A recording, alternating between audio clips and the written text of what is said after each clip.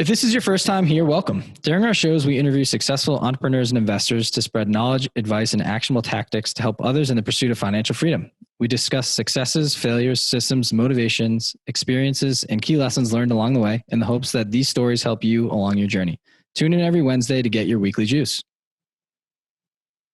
If you've been here before and like what you've been hearing, please subscribe, share with friends, rate, and leave a review on Apple Podcasts. That goes an extremely long way for us. It's simple. Just click on your podcast app, type in our podcast name, The Weekly Juice, click on the reviews, and let us know what you think. The more ratings we get, the more eyes we'll get on our show, and in turn, we'll be able to provide you all with high-quality guests. You can also find us on Instagram at Weekly Juice Pod for daily content and personal finance tips to assist in your journey towards financial freedom.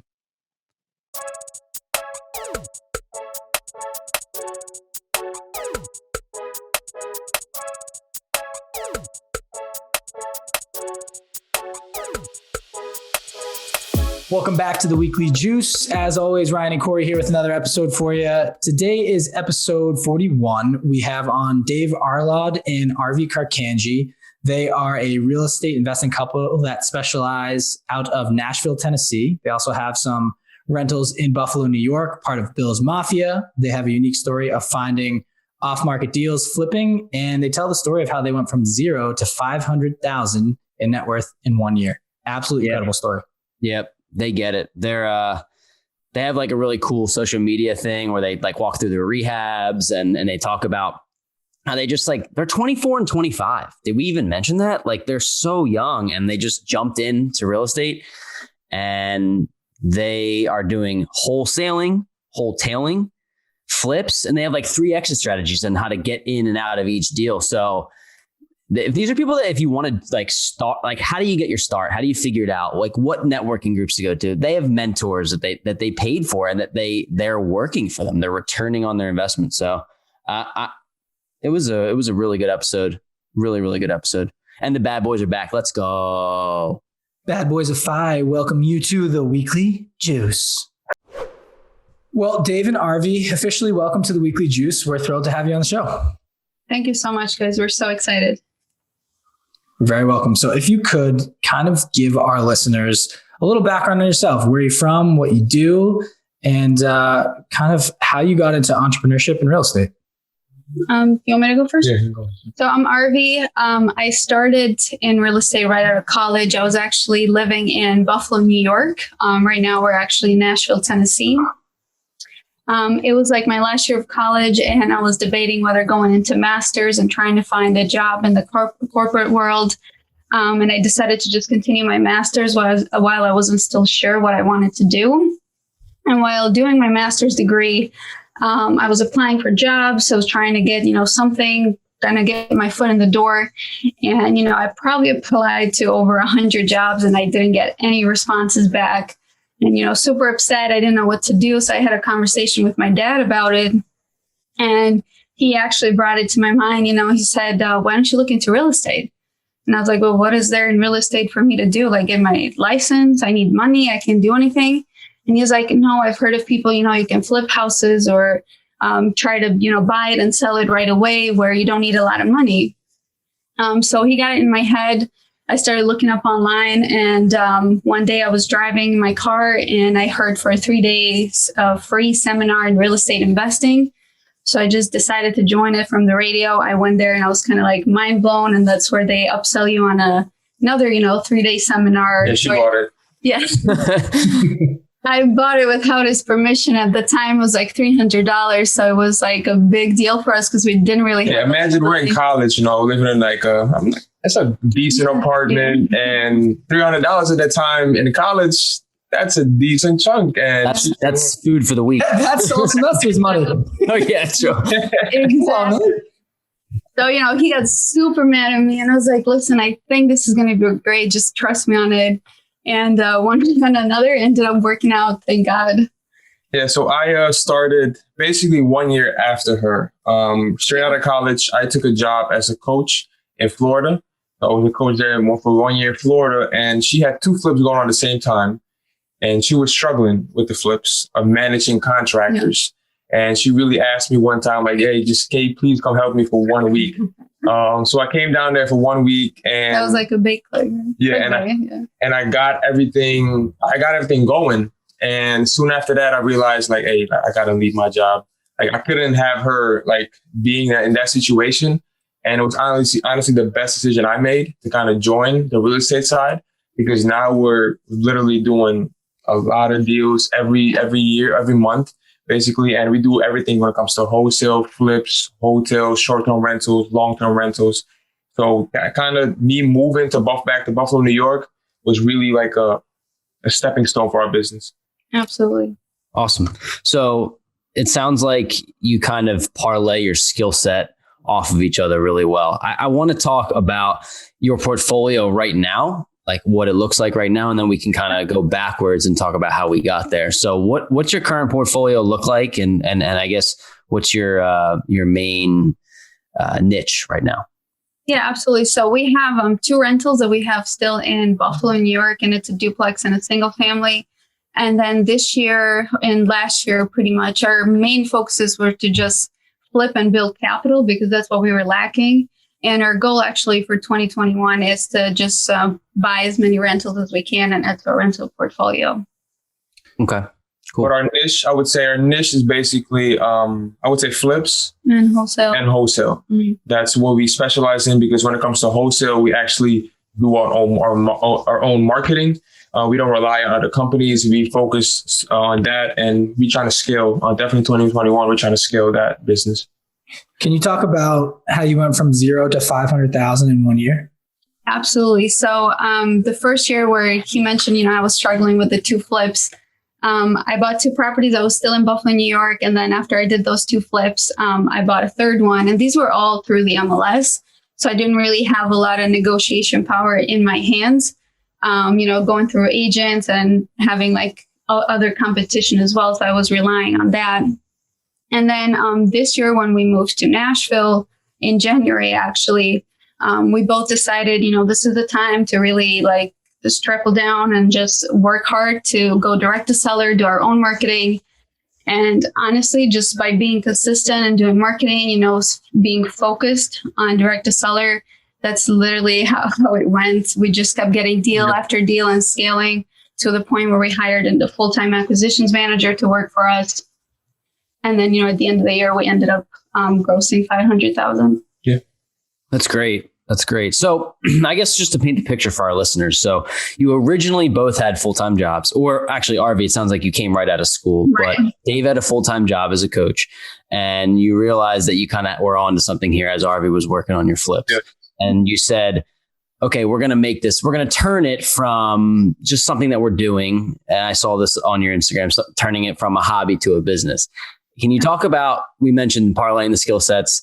I'm sure that both of you carry different aspects out of the business. Can you talk about how that works and what each of your roles are as you try to grow the business? Yeah, absolutely. And let me just point out that this was not easy for us when we started working together. We had a great relationship before, as a couple, but actually working together was completely different. We were button heads on a lot of things. We didn't know what our skill set was at first, because he didn't really have experience in construction either, and I didn't in real estate on the other side. So it was a lot of trial and error.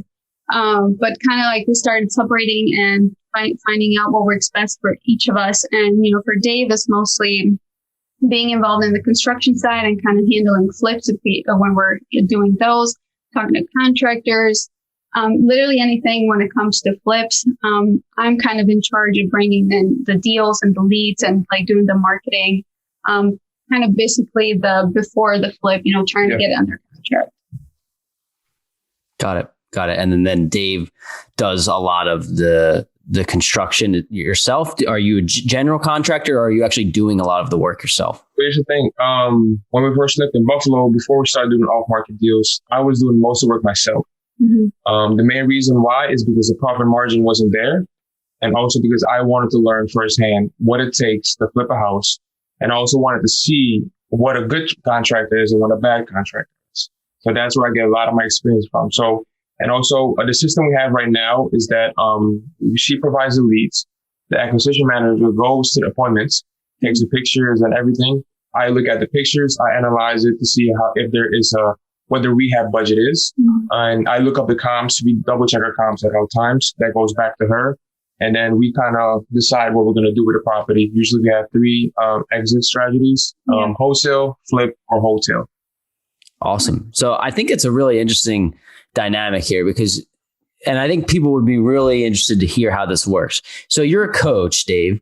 Yeah. Do you have any prior experience in terms of like how flips, estimating rehabs, any of this stuff works? I think you might be living proof that as long as you want to find out how it works, you can. How did you figure out how to get involved? And like, you know, it's one thing to say you're going to do it, but to estimate a flip is not easy. What did you do? What I do? So here's the thing. She basically bought the house and then told me I bought the house. So you didn't have a choice. Okay. I didn't have a choice. But I tell people all the time, the best way I learned is by making mistakes. Not necessarily I'm going out there, okay, I'm going to make mistakes. No, I went there, gave my all. For example, drywall. I gave my all to do it the right way. But I had to bring in contractors after me and to fix it. So that's, I think, the best way I learned when it comes to construction, because I didn't have that much experience. And my dad was kind of handy with tools, so I helped around on the house. But getting a full rehab done, definitely had no experience doing that. Right. And we learned through some of our beginning flips. Actually, that's how we decided to keep a couple of them as rentals, because our budget, went way over.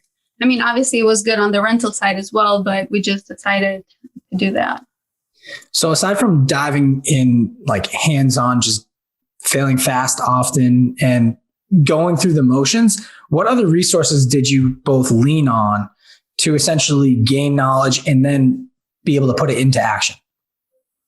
When it comes to like the rehab side of just real estate in general. Like, I mean, we could talk about estimating rehab costs, but just analyzing the numbers, finding deals, like there's a whole scheme for this thing. And I'm just thinking of brand new investors, where can they start? So I'll tell you like how I started. Honestly, like I said in the beginning, was that 3-day real estate seminar, but that was just kind of like an overall. It didn't give me any specifics on how to analyze anything. It was just like mindset mostly than anything else. So I just went to where a lot of people turn to, which is YouTube. I bought a lot of books related to real estate, and one that I can particularly think that really helped me is the E-Myth with the real estate investing section or book. And I read that, it had a lot of good tips on there on how to do it as a business. You can't see it, but yeah. E-Myth by Michael Gerber. Yes, that one. Is there one focused on real estate? There's a book that's specific to it? There is one. So that's the one I bought, the one that was focused specifically on real estate investing. And that one really helped me a lot to comprehend a lot of things around real estate. And then from there, I just kind of kept finding people on YouTube, like Max Maxwell, all these other people that were doing it before me. And just honestly, it was all out of like bits and pieces from everybody. And I just tried to plug it in like to what fit with me, with my personality. And then in terms of like actual analyzing deals. That's awesome. Let's talk about a little bit about your niche. And I know that it's cool that you have a multiple ways to get out of deals. I'm wondering if you're willing to break down, like pick a specific deal. Mm-hmm. Maybe you have something in the back of your head and just talk about maybe the before price, the rehab cost, and then what it appraised for, and then what you ended up doing with it, whether you wholesaled it or whether you kept it as a rental or whether you flipped it. Can you just maybe pick one and walk our listeners through a specific project? I'll tell you this, just like before anything else, whenever I get a property or I'm trying to analyze a deal, I make sure that if, for example, I don't wholesale it, I make sure that it's a deal that I would want to keep either as a flip or as a rental, just because I don't want to have the reputation there, as a business that, I'm putting things under contract, and if they don't sell to a wholesaler, then I'm just dropping them out. But in terms of a deal, I guess I'll talk about a recent wholesale deal that I did. This lead came through direct mail that I sent out. It was about an hour away from Nashville, where I live. I was trying to reach out to the lady, and she actually said that She doesn't want another cash buyer because she already had 2 out there. They gave her an offer and it was way too low than what she wanted. So try to, kind of bring it back here and agreeing with her, I understand that.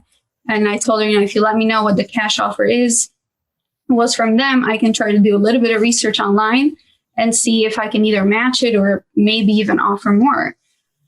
So she told me it was around like 76,000. I did some research online and, obviously I hadn't seen the property at this point, but I told her that, just by looking at my numbers on here, I can probably offer you around 116, depending on how much work you need. So she's like, all right, cool. Went out to the property. Well, actually my acquisitions manager went out there, took some pictures, came back, and our actual offer was around $96,000, which she gladly accepted. And then our numbers looked like, the ARV was 320 on that property. It did need a lot of work. I think it was around 70 to 75,000. And again, so what I do with my properties is the first thing I try to see if it's a good wholesale deal. If I don't wholesale it for some reason, then again, I'll keep it and flip it. So I send it out to my buyers list. I got a lot of pushback.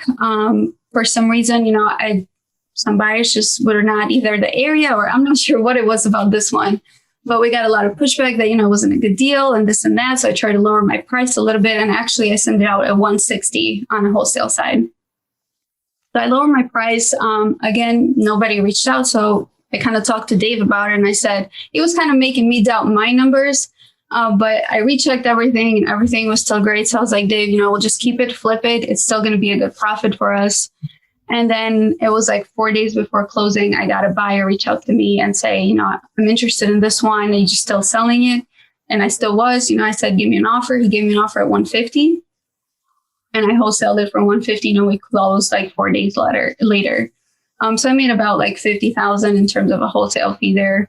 So it was a good turnout. Yeah. Without having to do any of the rehab. Like that's great. That ain't bad. Not bad at all. So this is interesting. We haven't took a deep dive into wholesaling in general. I'm wondering if you wouldn't mind going that route. And I know you also mentioned wholetailing, so I want to touch on that after.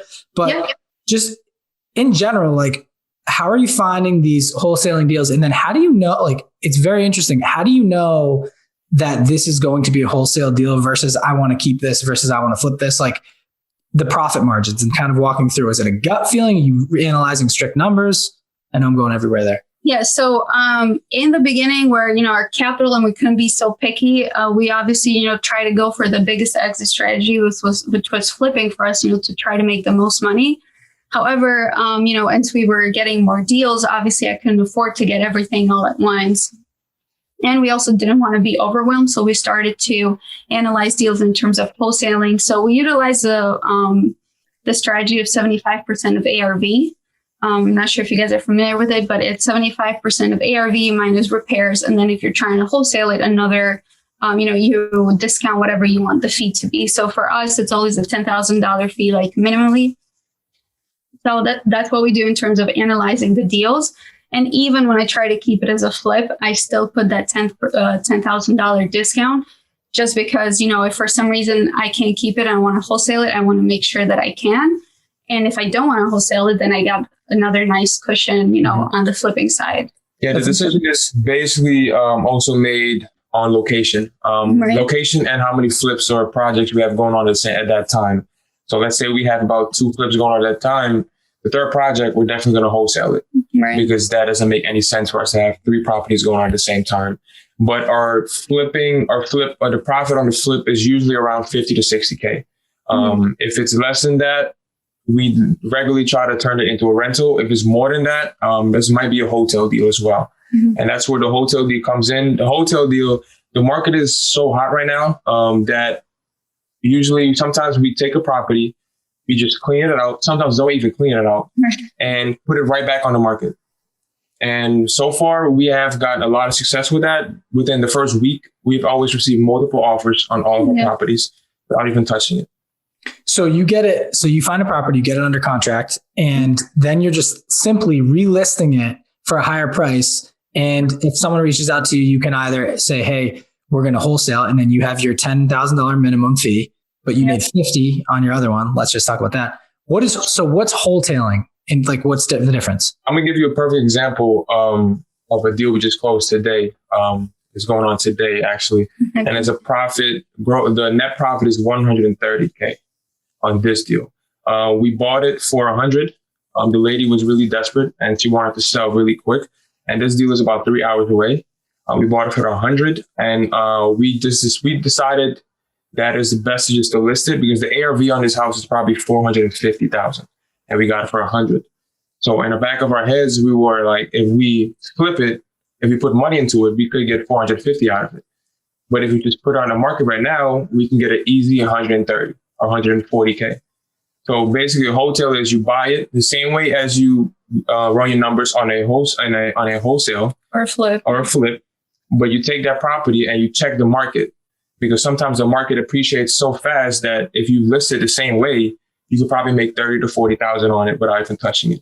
And are you finding these deals strictly on the MLS, or do you have an agent? I guess your whole strategy is off-market deals. So How are you finding them exactly? So we have 3 ways we market like to sellers. It's either direct mail or online ads, through Google or Facebook marketing. Those are our main 3. Actually, this year we're trying to add cold calling in our marketing as well, but we haven't done that yet. Good luck, Dave. We're actually gonna hire it out. I'm gonna train somebody. I'm looking for somebody, and I'm gonna train them because cold call is definitely volume. And I tried it. We did try it in the beginning. It's not for me. It's tough. I started my sales career there, so it's not for the faint of heart. I'll say the least. And you're already making incredible profit margins, so I think you can escape that. I'm thinking about. Oh, sorry, I cut you off. You're talking about finding the deals. No, those were the 3 main. Basically, what we're doing is we're trying to find people with motivation. Every people we try to target, they have some type of motivation to sell. Divorce, even tax liens, probate, MLS expired listings, absentee owners that have owned for a long time, vacant properties. Honestly, anything that can kind of scream motivation. And I think a lot of people get wrong in real estate investing is that it's very rare that you're going to find somebody really, really desperate to sell like we did with this lady. Most of the time, you're just going to deal with people that want to sell and they're reasonable and open to your offers and they just don't want to go the market route. We've heard so many times that, we'll be interviewing someone and we handpick random people and they're like, oh yeah, these deals, they're hard to come by, but everyone seems to have one of these deals, like these magical deals that give you 100K or 50K. So they're out there. I think it's important for people to realize the harder you work, you're going to create your own luck and they're going to come across your way. So first of all, congratulations. That's a huge profit margin. I'm pretty jacked up for you. Thank you. Pretty awesome. Now, if you could just go into the direct mail campaign, the strategy, because I've heard from people that they use a specific platform to generate their leads. And then they send out a specific letter, whatever has specific content in there and specific color, specific ink. And then I'm just wondering if you can don't give away your whole strategy, but just an idea of how someone can get involved. They're like, wow, this is a great idea. Maybe I want to wholesale as opposed to, doing a flip or a buy and hold. Yeah. So disclaimer before I put it out there, every market is different. And honestly, what could work for my market could be completely different for yours. However, what we found a lot of success with is actual handwritten letters with a pen. I know a lot of companies that do direct mail, they'll say it's handwritten, but it's actually computer printed type font. But I'm talking about real pen. And the national market we're at is pretty competitive, like a lot of markets out there. So we try to do our best to stand out and, kind of give them a reason to at least pick up the phone and call us. Because once we have their phone number, then we have, the power per se to call them, follow up until they tell us not to. So our main thing is just honestly postcards with handwritten, actual pen postcards. And we keep it kind of short too as well, because we're trying to just envision you getting something in the mail.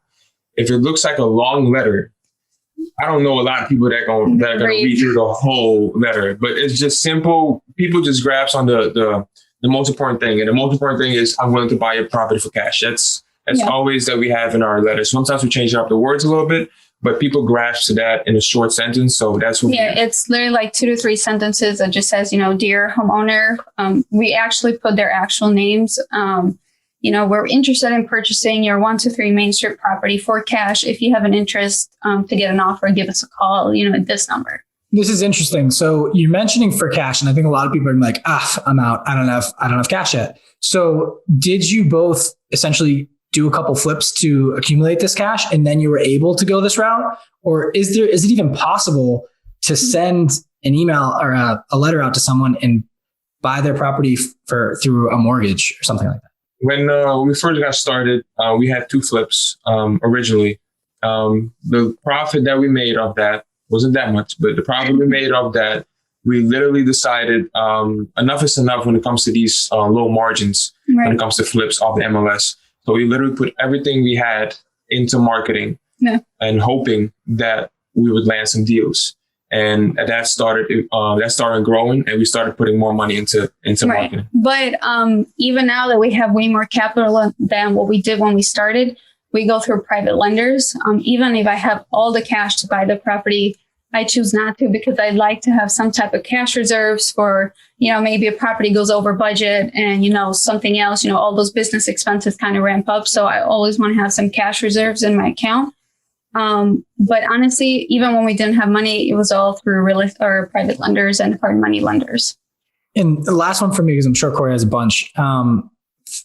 Going just last thing on direct mail strategy. So you said you're using Google AdWords and a few other things to send out to get your list. I'm just curious, is there a specific program? How are you, for me, how would you find out that I'm a motivated seller motivated seller that I want to sell you my property and just get out of it? Specifically with this lady that just tried to get out. Yeah, so we utilize 3 kind of list providers per se. PropStream, I don't know if you guys heard of it. It's a great way and very simple way to get started. You just click a few things on there, what you want, like tax liens or have an active lien or something like that, and they'll fill the list for you. There's also ListSource, which is a little bit more expensive. And then we also do county records. Now, obviously, when we got started, county records is not something we did. We just went the easy way out, like a lot of people do. So we just went with PropStream, but we still use PropStream to this day, and it's very profitable for us.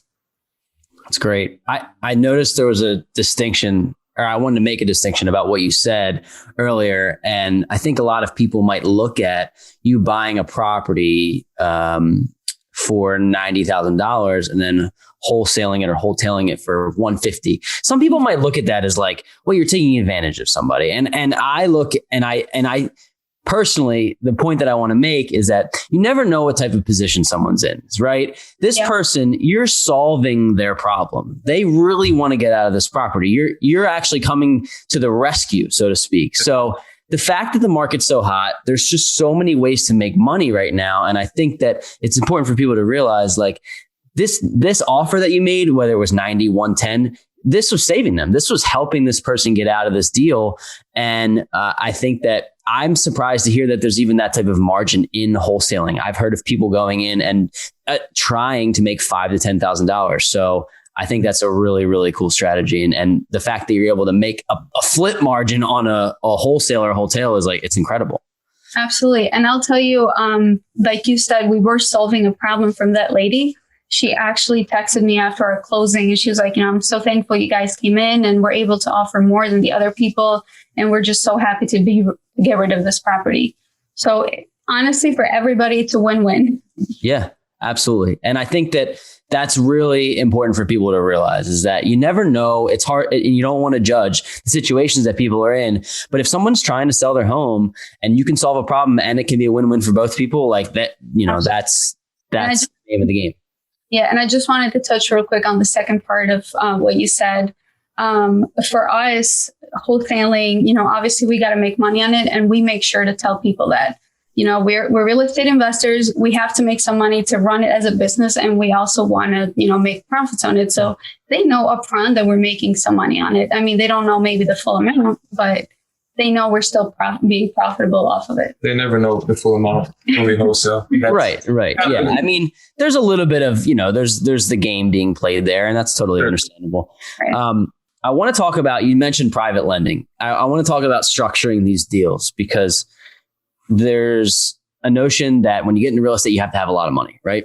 Yeah. Now, we talk about this on a couple podcasts, a couple interviews, is that I don't think you can invest as a real estate investor if you're broke, but that doesn't mean you have to use your own money, right? So how did you develop relationships with these private lenders, and how did you find them? How did you get them to trust you to move forward doing deals with you? Yeah. So honestly, before Corona, because now it's a little bit different, but before COVID, I was going to every real estate meetup there was. And a lot of times, or I would say sometimes, it's a bit of a waste of time, trying to talk to people and this and that. But that's where I've made most of my connections. I'd probably say like 99 of my connections in everything related to real estate, whether it's another buyer or wholesaler, private lender. I found all my private lenders through networking to these meetings. Everybody goes there to network and try to find some type of relationship and a win-win. And, you just find them there. And the extra thing we did, we created a packet, like a credibility packet, showing our vision of the company and where we're trying to go with it. And that's basically, so that's available in our bio for free. Yeah, so if anybody that is interested in getting that packet, you can literally go to our bio and get that for free. So you can get started with that as well. So yeah, for our lenders, it's basically confidence, because we sent it out to a lender and he looked at it and he said, I want to see the house. I want to see the property. I want to see the contractor as well. And that's me. And barely have done any flips. So I didn't lie, but I really came off with confidence, knowing that I know what I'm doing.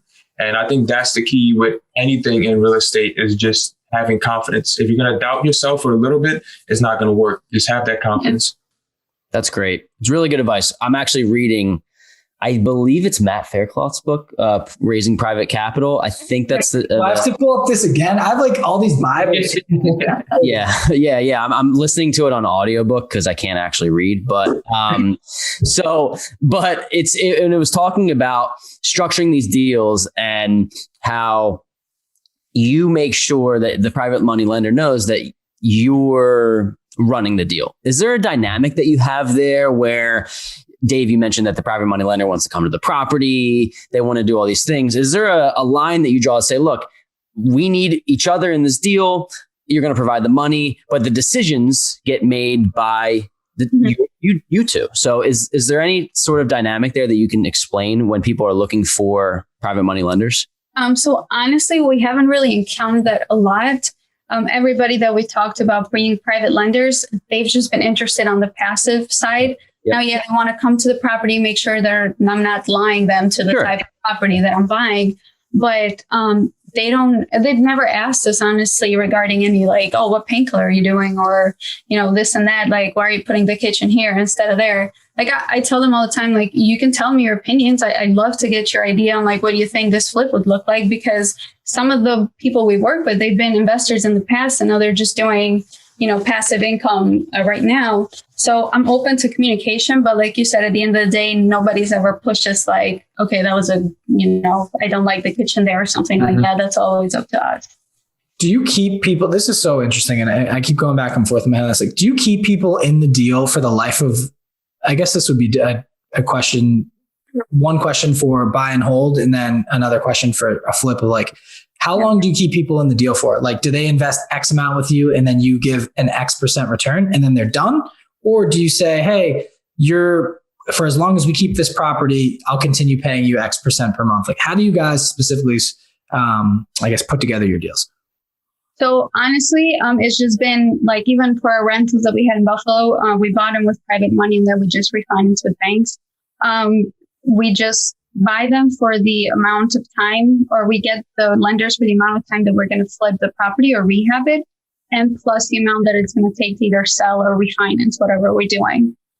So it's just for a short period of time. Now in our contract, it says 1 year, but I can pay it off, as soon as I'm done with whatever my goal is. Yeah, well, we're definitely careful with that. We try to use, we're always going to use one lender for one project. Right. Some people like mixing it up, or let's say we're rehabbing a house and we have the money for a year and the rehab takes 4 months. Let's say 4 months to flip it and sell it. Certain people would try to use that money for the rest of the year because they have it on other projects. We would try to avoid that. Right. from the start, because we give that money back because we're not trying to mix any projects going on with any vendors. Yeah, that's like robbing Mary to pay Paul. Like you don't want to end up doing Exactly. That's what you have to be careful with, because once you gain the confidence from one lender, you need to be respectful of his money and give it back whenever you're done with it. Basically, that's how I see it. Great. I'm wondering how you organize your systems when you're doing the rehabs. We're talking about funding. We're talking about marketing. It's great. We're touching on a lot of things. I think this is really helpful advice, even for Ryan and I, who have not got into the private money sector yet. We've bought really with our own money and it's going well, but I think that that's a really great way for you guys to scale. And we're going to look into it as well. But I'm curious, how do you keep these rehabs in line? You mentioned that you might be having 2, you kind of know your threshold. If we do 3 at one time, it's too much. How do you keep everything buttoned up? On my side, which is like a little bit, I get involved in the design side. It's obviously hard, right? There's no like cutthroat like line in between the two rehabs, but we try to be as organized as possible, especially when it comes to like our credit cards. So we like to flip with our credit cards, which I don't really suggest it to everybody. It takes a certain amount of risk. However, when it comes to that, I just try to keep each credit card, for example, for each property. So if I'm having 2, I try to assign 1 credit card for each property, just because it helps with my sanity too. And, when I'm buying stuff, I know that I don't have to worry about, mixing different transactions. But in terms of the rehab itself, we actually have set up a spreadsheet that just kind of outlines everything that a house might need at all times. And then whenever we have a property that needs maybe only half those things, we'll just plug in whatever it needs and then go from there. Yeah, I definitely did some work, because as you mentioned before, we turned this from a hobby to a money-making business, not just from the getting the deals, but also the rehab side. Right. So we created the list with all, as she said, all the numbers, the average numbers, for example, the kitchen remodel in the house. All those numbers are listed in a sheet. So when I walk through a property, I know exactly got to add this, that, and I come up with my number. I also have a couple of sheets that I use for initial walkthrough through houses, and also managing subcontractors, because I've never hired a GC, but I just manage my subcontractors. You are the GC, essentially. Yeah. So I basically focus on subcontractors that specialize in one thing or 2 things. Like, I'm not going to use my drywall guy to be my plumber. Like, certain people try to do that, and I think that's where the projects slow down, and that's how they lose a lot of money. It's very interesting. We've never heard this. I've never heard this before. And I think that it's just because we don't do rehabs. But one of the things is that one of the things that I find really cool. So you have a spreadsheet that essentially lists all of the potential rehabs that might be needed in each area. And then you have a checklist ready. You're walking through and saying, well, this part of the rehab looks fine. We don't need to do this in this particular property. I think that's a really cool way. And I'm sure you're probably always adding to the list of things you haven't seen, right? Like, but that's awesome. And it's proven going from 0 to 500,000. Was that this past year that happened, 2020? Yeah, 2020. It's excellent. It's obviously. I was nice enough to put it together for everybody. So it's called Flip Like a Bundle. And if you go to our website, Money Making Duo, or my bio, it's available there. You were nice enough to do that. Can you do me a favor and just remind our guests how old you each are and how long you've been in real estate? So I'm 25 and we started 2 years ago. And I'm 24. I started basically year and a half ago.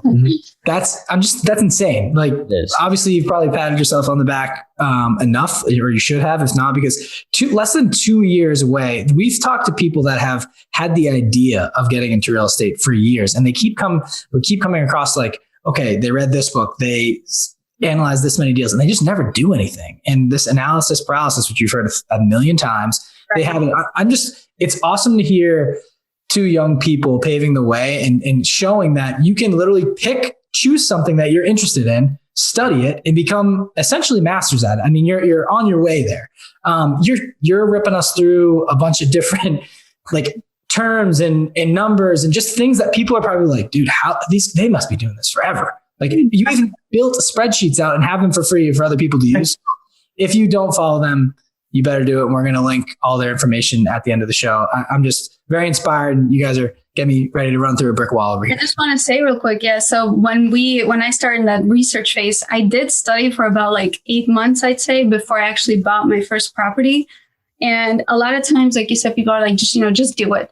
But you also got to have a little bit, or at least enough background to understand the process of buying or flipping or, wholesaling, whatever your first strategy will be, to understand, so that you don't go in and, fail like 100% or like hardcore fail.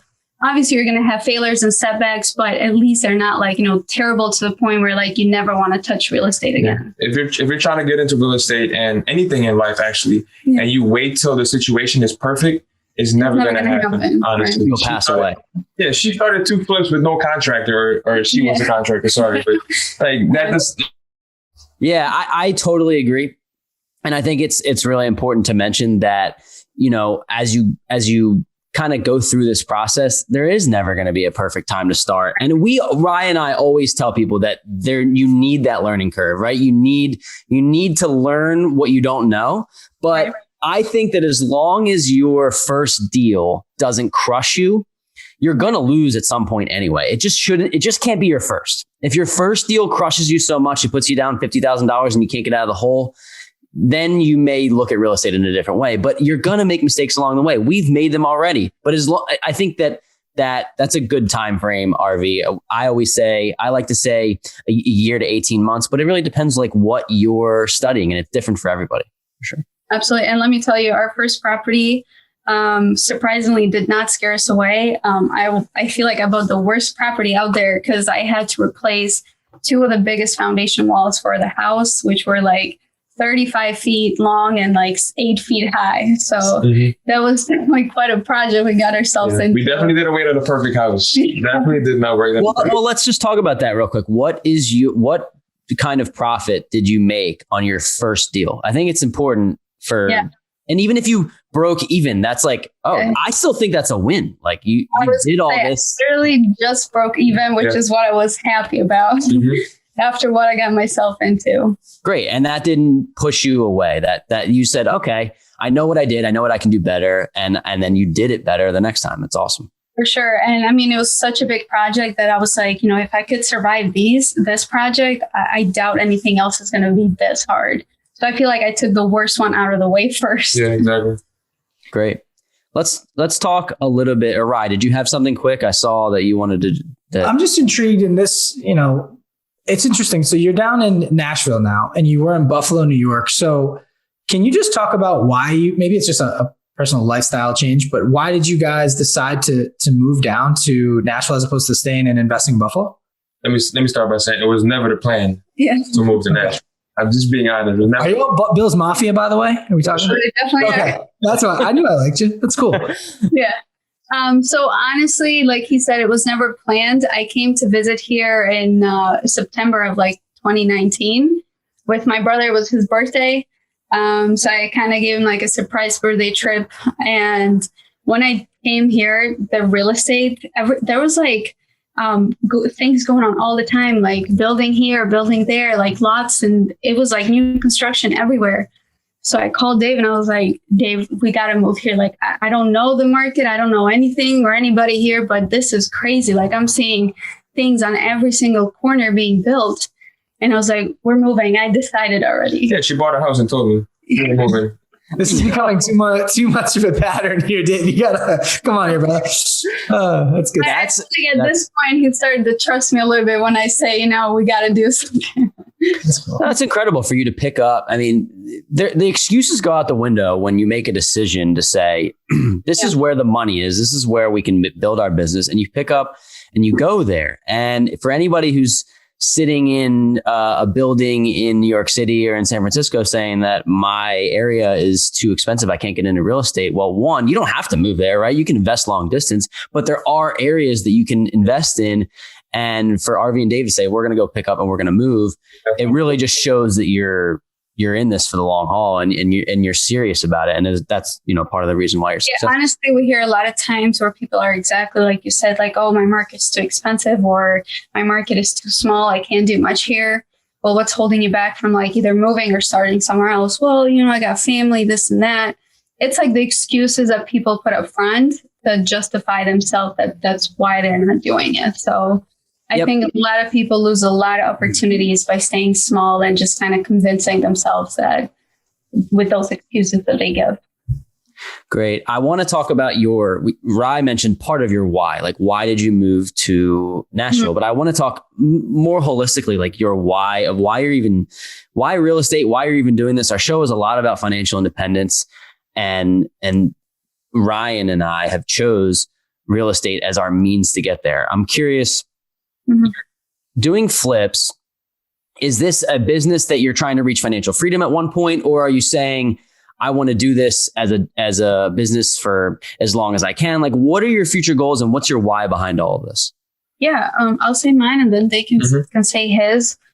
So honestly, I grew up in middle-class family, like most of us. I wasn't like, suffering for eating, or, I always had food and a house to live in, but it was always to that point where like, oh, we can't do this because we don't have enough money, or we can't go to this trip because it's too expensive.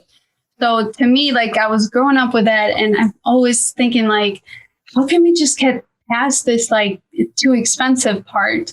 So ever since I was little, I was like, I got to do something to either get myself or my family out of this. And when I first started, researching real estate, I saw a lot of success stories, how this was possible for like average people like us, and not, some lucky dude or some millionaire that started with millions. So that was my why, just to get started. Like you said, financial freedom. We love to travel. We'd like to turn this into like a business where it doesn't require us to be there, where we can probably manage it anywhere we'd want to, either travel or live. But that was my main why. I have two main whys, I would say. My whys change from time to time. I can be honest, sometimes I evaluate it, but the main reason I'm doing this is because for my whole life, since I was 15, I saw my parents wake up every morning to go to work to the 9 to 5s and work their tails off to provide me whatever they could buy me basically at that time. And just to give you an example, this month, I called my parents up and I told them, hey, you guys can come to the U.S. because they still live in Suriname. That's my home country. You guys still come to the U.S. on my expense. Like, don't worry about the tickets. Don't worry about the food. Don't worry about the hotels. And that's I think, the main reason why I'm doing it, to give my parents what they deserve for raising me this well. The second why, some might disagree, but materialistic things kind of attract me and motivate me to do better. When I was younger, I couldn't buy a lot of things because my parents told me we have to spend this money a different way. And real estate gives you the opportunity to take care of your family, but also take care of yourself and spoil yourself a little bit. First of all, I love that. And the reason why I do is because I think that there's a stigma in the FI community that like materialistic things are bad, and they're not bad because it's all about how you perceive. Like, it's your life. You know what I mean? You guys are doing exactly what you want to do. I am like putting off buying a really nice car because I want to buy it with my passive income. But like, that's what it's all about. If that's what you want, like, I think it's great. I mean, you guys mentioned it about financial independence, but I would say I just want to get rich. Like, a lot of people in the FI world are scared to say, like, I want to get rich. And I would say it every day. I'll tell people all the time, I'm going to be a millionaire. I don't know about you guys. Financial independence, that's great, but I'm going to be a millionaire. Great. It's funny that I have a couple coming up here, but first one, do you love I just love that we want to take care of your family, but you got to spoil yourself too. Like, there's things that you see and you're like, I need to have that. I might not have it now, but I'm going to have that. What is that thing for you, Dave? Is it a whip? Like, are we talking like a yacht? What are we talking? Plane? Actually, I'm still like looking, to be honest. One thing I definitely want is a Range Rover. I don't care. Like, I've been talking to a couple of guys and they're like, yeah, Range Rover, the maintenance is bad. I'm like, I still want one. Yeah. I still want one. You got to fill that void. It's funny. You're not going to probably be happy until you have that car. Just even maybe till you can, you can't now, I assume, nice deal you did the other day. I'll be honest, like, you could probably afford it, but we're just choosing. But I'm choosing wisely to wait till I can actually say I can afford a Range Rover. No doubt. I can pay it off cash. Not worry about the maintenance. Love For me, it's a G-Wagon, by the way. Okay. There we go. Love it. I'm a car guy, so I'm all in on both of those. All right. Well, that brings us to the portion of our show we like to call the core four. And this is going to be similar to what we just asked, kind of personal questions. And just, we'd love to get both your thoughts. You can chime in, whoever wants to start, but we'll keep it easy for the first one. And just, what is your favorite book? That could be business related, real estate related, but just anything that, you think our listeners would take and could use in their life. Honestly, there's so many great books out there, and I hate to just pick one. But I'd probably just go with the E-Myth, the real estate investing one, like the focused one, just because that really like impacted my journey when I first started to like understand a lot of things, not only in real estate, but also how to set it up as a business instead of just like kind of going and doing things. I knew this question was coming, but I'm not a reader. I'm trying to be a listener, but I'm not a reader. But one book I read, and she gave it to me, that still this day I enjoy reading, is Who Moved My Cheese? Who Ate My Cheese? Yeah. It's a small book, but you read in like 2 hours. It hits on every point. That's my dad's favorite book.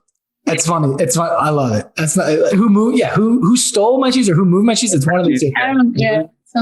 I gotta find it. Well, I'm gonna research it while you're answering that. Pull it up. Yeah. It has a little mouse on it with the cheese. No, it's great. It's basically just, it's honestly a dumbed down version. I don't want to say dumbed down, but dumbed down version of Rich Dad Poor Dad, kind of, to me. It was like my intro to that. Mm-hmm. Okay. Cool. Number 2. Oh, Corey, you're up. We're going back and forth. All right. Let's see. So what's the biggest mistake you've made along your journey, and how have you learned from it? We've made a lot, and I think every single one of them has been like taught us something different. That's a good question. I'll start. I'll go with contractors. I messed up a lot, and that's why I wanted to put it out for everybody to actually not have to make the mistakes that I made. But contractors definitely took advantage of us in our first 2 flips, and because I don't know, it's just because I think they smelled it that, hey, these are new investors. Yep. I would say learning from my mistakes from contractors. That's the one. I guess for me then would be to just not overpay for deals, because I've definitely done that before. And honestly, even in the wholesaling side, like I mentioned, like 2 of my best deals, but I had deals where I made like $3,000 wholesaling because I messed up on my numbers. So I think one of those things is to not get too excited about getting a deal under contract to the point where you can't move it. Perfect. Go ahead, Ryan.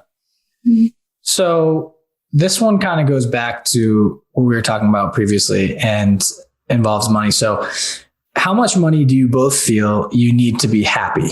And I know money doesn't always drive happiness, but it's interesting to hear your thoughts on, okay, if I have this amount, I'm good. That's funny. We actually were the type of mastermind where, they told us, think about what your perfect amount of money is monthly. And we both surprised each other because we didn't know we had such high expectations. So people in the room were like, they were reading out loud. Everybody was going to take a turn. And somebody was, $50K. I'm like, okay. Yeah, okay. Really. And somebody was like, $100K. I'm in an Arvi and Dave. 400 a month. 400K a month. And everybody started clapping. I'm like, wow. That's awesome. Hell yeah. I think that would be like our dream life, mm-hmm. But honestly, even like 20, 30K for us right now, obviously we wouldn't want to have that monthly. Yeah. Awesome. I'm just looking down at my core 4 here, and we have 5 questions written down. What are we doing? But let's skip. I'm going to ask that other one after. Don't worry. You skip it for now though. Okay. So, this is a question that we've got recently as we've been starting to read some books, because we've been learning about putting the right people in the right place. So who is your who for this year? And how did meeting them propel your business? And I guess what I'm asking is, who's an important person that you have developed a relationship with this year? A spin on this too, essentially, is like, if you haven't met this person yet, who is this who that if you met them, it for sure would propel your business to the next level? And you're like, that's on our That's who you're looking for. Yeah, exactly. Yeah. So for me, it was Ryan Dawsey. I'm not sure if you guys are familiar with him. He's actually one of my mentors as well. And I had the chance to meet him in July. It definitely game changer on my life and personal business as well. Definitely just pushed me to keep going and get to the level of, 500,000 a year. because I don't think I would have done that, by myself. Helped me a lot through like business system wise. So he was definitely my person this year in terms of scaling and stuff like that. For me, I would say meeting Maxwell in December in 2020, and not just like meeting, talking to him. Like I spent about 2 days with him, just talking to him about life. And kind of what blew my mind was just like his vision. Like you see certain business people and they're successful, but just to be close to them and see their vision and the way they think of business and what they want to achieve and how they're going to achieve it is just mind blowing. That's great. Everyone needs a great mentor. I'm glad. It's cool that the two of you have found some people that are leading you down the path. So, how did you put yourselves in the same room with each of these people? I think that's intriguing for people that have someone that they're looking up to right now. Yeah. So honestly, one of the ways I did it with Ryan, I paid for him. He's my mentor, as I said. So I paid for his mentorship. And, when he did like a new person type mastermind, I was more than happy to join and pay. And I think a stigma that's out there that I hear a lot of times is people saying, no, why are you paying him? He's just taking your money. Some people see it that way, but, the amount I paid him compared to the amount my business made, like, through him mentoring me is so worth it. I would pay double, triple that to get to the point where I did. So that's interesting. My question would be, would you have made this deal that you closed today that you netted about 100K? Would that be in your wheelhouse or even be close to what you had if you had not met Ryan? Honestly, I don't think so, because everything that like he taught me and did with me, like kind of put me in the position to be reached out to for that deal. So I don't think I would have. I mean, maybe, who knows? We'll never know. But your investment paid off. That's right. Yeah, absolutely. Excellent. Great. I actually met Max through a friend of mine. His name is Jose Soto. He reached out. He has about 30K followers on TikTok, and he reached out to Max, and Max was in Nashville. So he meted up with him and invited me. So I was just like the third wheel, basically. But that's basically how I spent 2 days with him through social. We met through social media, basically. That's great. So the last segment of our show is called The Last Drop. And we typically ask, knowing what you know now, what advice would you give your younger self? And the two of you have only been doing this for a couple of years, but I'm sure you'll have some advice that you give your younger self. And it doesn't even have to be involved in real estate, just in general. Right. Honestly, for me, is to just trust myself more and be consistent in what I'm doing. Even in the beginning, I was scared to like take a step. I feel like I needed somebody with me to take the step with me, because if I was going to fail, at least I wasn't going to be alone. But it so happened that we succeeded. So if I were to go back, I'd say, trust yourself and what you're doing and trust your abilities and your skills. Mine would be towards real estate, and it's actually towards mentorship.